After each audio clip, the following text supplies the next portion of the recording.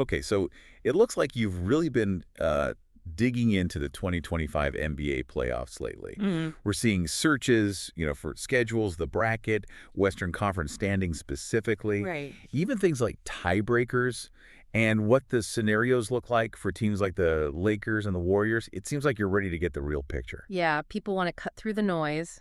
And we've also got some interesting expert audio analysis on the West matchups to fold in. Perfect. So that's our mission today, right? To Yeah. distill all that down, give you the essential info on the Western Conference playoff landscape, key teams, potential clashes, what the experts are thinking. Exactly. Your quick guide to getting up to speed on the West without having to sift through everything yourself. All right, let's start with the basics. The foundation for all of this is obviously the regular season standings. Absolutely fundamental. I mean, those standings, they dictate everything. Who's in, who's out, seeding. And who ends up in that play-in tournament? Right. It's the payoff or, the consequence of all 82 games. It's funny how we get to this point, and suddenly every single win or loss from months ago feels, well, huge. It really does, magnified. That final spot in the standings, it can mean the difference between a, let's say, manageable path and a really brutal one. Like home court advantage. Exactly. Home court in a Game 7. That's earned way back in the regular season. Crucial. Now, speaking of pressure, Mhm. the play-in tournament. That's clearly on your radar based on searches like NBA play-in and play-in schedule. Oh, yeah, the play-in. Teams ranked 7th to 10th battling for those last two spots in each conference. It's really shaken things up, hasn't it? Totally. How so? Well, it keeps hope alive longer for more teams, right? Teams that maybe would have been checked out weeks ago under the old system. Now they've got a shot, a real chance to sneak into the actual playoffs. And you feel that urgency, that intensity at the end of the season. It's palpable. Knowing just one or two wins in the play-in could change everything. It adds this layer of unpredictability and strategy, too. Teams might eye certain play-in matchups, maybe rest players differently down the stretch. Interesting. And your searches show a definite focus on the West. Western Conference standings, NBA West standings, even specific teams like the Timberwolves, Lakers, Warriors. Well, the West is typically seen as the tougher conference, right? A real gauntlet. Yeah, absolutely. So that seeding, getting every possible advantage, feels even more critical out West. Even moving up one spot can really change who you might face. And once those seeds are set, we get the playoff bracket. Mm. We see searches for NBA bracket, playoff bracket 2025. You're visualizing the path. The bracket is the roadmap, isn't it? It shows you the potential journey, who plays who, round by round. And it highlights that reward for a higher seed. Maybe an easier first round, potentially. And definitely home court. Definitely home court. Okay, but you need the dates to follow along. Playoff schedule, when do NBA playoffs start? Lakers playoff schedule. People want to know when. Ah, yeah. That schedule release, that's when it feels really official. The anticipation ramps up. Teams and fans can circle dates. Now, this is where it gets really specific. Searches for NBA tiebreakers. Even Clippers, Warriors, tiebreaker. That's thinking ahead. Tiebreakers. The unsung heroes, or villains, depending on your team. Right. When records are identical, these rules decide the seeding. And often, it comes down to head-to-head results. So a game back in, December could decide a first-round matchup in April. Precisely. It gives those regular season games against potential rivals so much extra weight. It's not just one win or loss in the standings anymore. Wow. Adds another layer. For sure.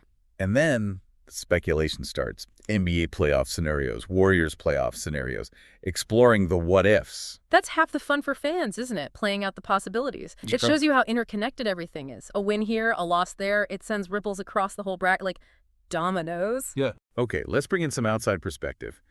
We listened to this audio discussion, NBA playoffs preview West Series picks. Gives us a sense of how some insiders see things. Yeah, interesting stuff. They had Oklahoma City firmly as the 1 seed and Houston holding down the 2 seed, which is still a bit of a surprise. Right, and they jumped right into that potential 7-8 play-in game, Golden State Warriors hosting the Memphis Grizzlies. And they pointed out, interestingly, that the Warriors are in that spot partly because James Harden played so well against the Clippers late in the year. Yep. Knock-on effects. And already a storyline there. Jimmy Butler's injury status for the Warriors. That's a big question mark hanging over that game. Huge. The betting info they mentioned was interesting, too. Total points at 229.5. Warriors as 7-point favorites. Against a fast Memphis A team. very fast Memphis team. And they noted the coaching contrast. A first-time head coach for the Grizz against, Steve Kerr. Experience versus youth there. Yeah, and history, too. They brought up that Memphis actually beat Golden State in a play-in game before, upset them. Oh, right. I remember that. Add some spice. Definitely. So there's this feeling that, yeah, Golden State is favored, but Memphis, with their pace and physicality, it's maybe not the ideal single-game matchup for the Warriors. One expert even thought the Warriors might prefer playing OKC later rather than Houston. Yeah, that was a bit counterintuitive, but it was floated. Seems like the experts are a bit split on the Warriors overall. They see the potential, but they can't overlook this play-in hurdle, that 7-point spread. Yeah. There was debate if it was too high, with one leaning towards the over on points because of Memphis' style. It sounds like a recurring theme for the Warriors came up, too. Ah, the third score. Yes. Yeah. Beyond Curry, and assuming he plays Butler, who steps up consistently, Right. they've apparently struggled sometimes even when those two play well. That loss at home to the Clippers was mentioned as an example highlighting that need, especially if Butler isn't 100%. Okay, what about other matchups? They touched on the 4-5, Clippers and Nuggets. Briefly. Seemed to be a general lean towards the Clippers winning that series, though maybe not overwhelmingly. Gotcha.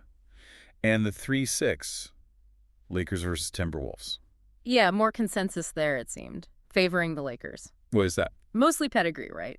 LeBron's playoff history, the Lakers' experience, compared to some question marks about the Timberwolves' consistency, especially after Towns' injury absence. Betting odds were part of that discussion, too.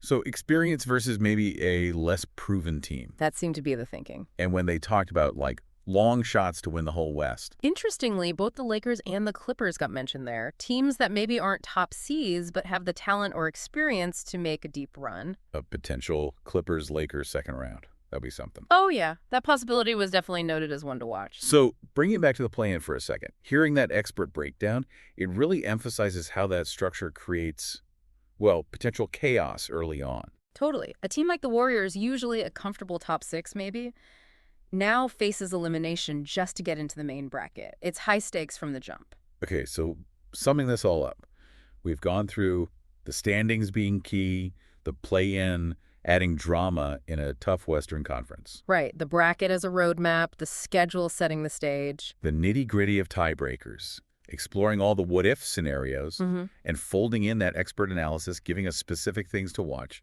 like that Warriors-Grizzlies game or the Lakers-Timberwolves series. Yeah, and the big takeaway feels like the play-in has just injected this extra dose of unpredictability. Nothing's really guaranteed, even for established teams. That extra hurdle changes things. So maybe here's the final thought to chew on.